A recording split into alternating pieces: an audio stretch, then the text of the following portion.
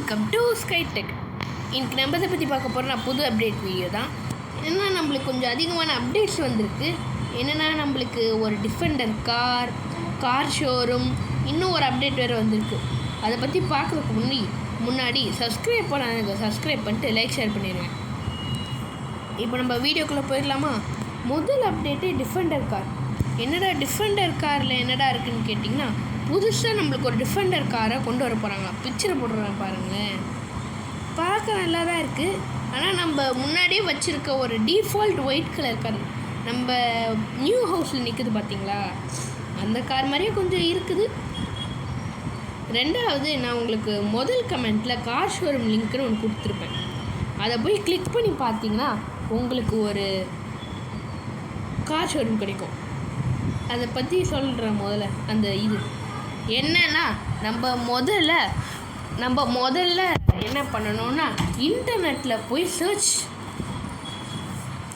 Search option அமுக்குனீங்கன்னா உங்களுக்கு பேஸ்ட்டுன்னு கொடுக்கும். அந்த லிங்க்கை நீங்கள் அப்படியே வச்சுருந்தீங்கன்னா கூட அப்படியே போய் பேஸ்ட்டுன்னு பண்ணிங்கன்னா ஒன்றுமே பண்ண தேவையில்ல. பேஸ்ட்டுன்னு பண்ணிட்டீங்கன்னா போதும், அவ்வளோ.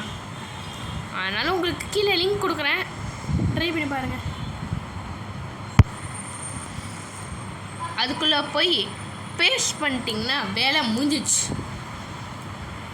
உங்களுக்கு அப்படியே வந்தீங்கன்னா வீட்டை விட்டு வெளில வந்து கொஞ்சம் தூரத்துலேயே உங்களுக்கு மரமாக இருக்கும். அங்கே போய் பார்த்தீங்கன்னா பாபா ஆர்மின்னு போட்டு ஒரு கார் ஷோரூம் இருக்கும். அது ஏன் பாபா ஆர்மின்னு போட்டிருக்காங்கன்னு தெரில. இப்போது உங்களுக்கு தெரிஞ்சிருந்தால் சொல்லுங்கள்.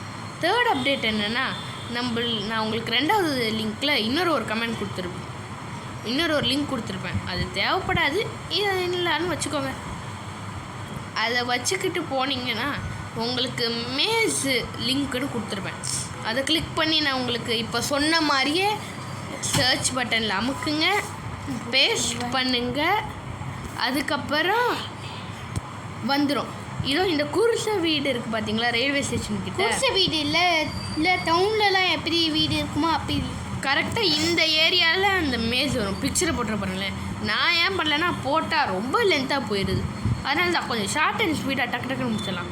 அதோட கொஞ்சம் சப்ஸ்கிரைபர் ரேபிட் ஃபயர் மாதிரி ஏறுறீங்க, இன்னும் கொஞ்சம் ரேபிட் ஃபயர் போட்டு ஏற்றி விட்டிங்கன்னா கொஞ்சம் நல்லாயிருக்கும். அதோட வேறு ஏதாச்சும் கண்டென்ட்டில் நம்ம வீடியோ போடலாமா வேணாமான்னு சொல்லுங்கள். ஏன்னா கமெண்ட் தான் போட மாட்டேங்கிறீங்க, லைக்கு கூட போடுறீங்க, ஆனால் கமெண்ட்டு போட மாட்டேங்கிறீங்க.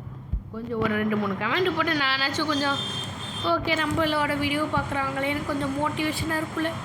அதனால் கொஞ்சம் கமெண்ட்டு போட்டு விடுங்க. சரி, okay guys, subscribe, share, like. என் தம்பியை பற்றி அடுத்த வீடியோ சொல்கிறேன்.